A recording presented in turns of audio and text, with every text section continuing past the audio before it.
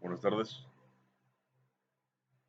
mi nombre es Eduardo Yair López Landeros y estaré presentando mi proyecto integrador de la asignatura de Filosofía Jurídica, con matrícula L 064119, estudiando la licenciatura en Derecho en Monterrey, Nuevo León.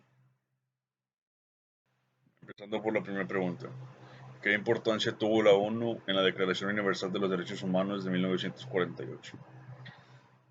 Uno de los grandes logros de las Naciones Unidas fue la creación de la normativa integral sobre los derechos humanos, un código protegido a nivel universal e internacional al que todas las naciones pueden adherirse y al que toda persona aspira.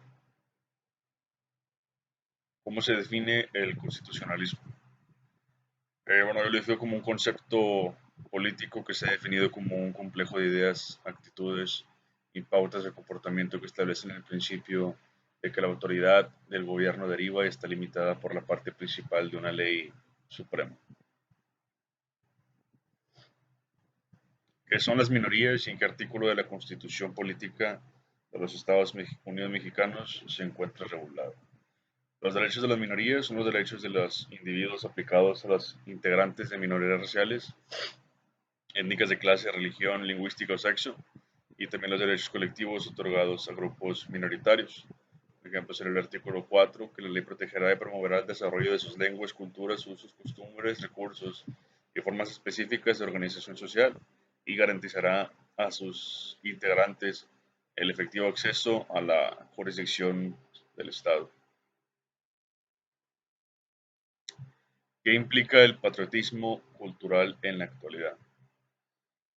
En su forma fundamental, el patriotismo tiene implicaciones positivas y es condición esencial para la existencia del grupo. Da sentido a la pertenencia al grupo y cumple importantes funciones de pertenencia e identificación personal, así como de unidad, cohesión y movilización del grupo. ¿Qué son los derechos humanos de la tercera generación y cuál es su origen? Bueno, estos derechos son conocidos también como derechos de solidaridad o de los pueblos. Se trata de los derechos que se poseen como parte de la comunidad de naciones y son consecuencia del desarrollo industrial, tecnológico y comercial en la vida internacional. ¿Qué son los derechos colectivos y dónde se estipulan? Los derechos colectivos son derechos humanos que protegen a las comunidades y el medio ambiente. Los derechos colectivos han surgido porque los derechos humanos individuales no protegen adecuadamente a los pueblos que viven en forma colectiva, especialmente los pueblos indígenas, las comunidades locales y otras minorías. Y por último, ¿qué es la ética, perdón, la moral y cuál es su relación con el derecho?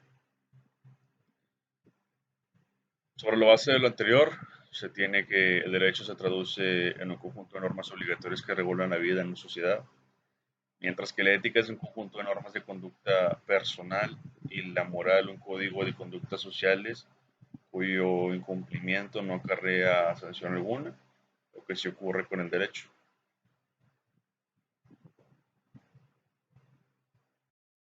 De mi parte será todo. Muchas gracias.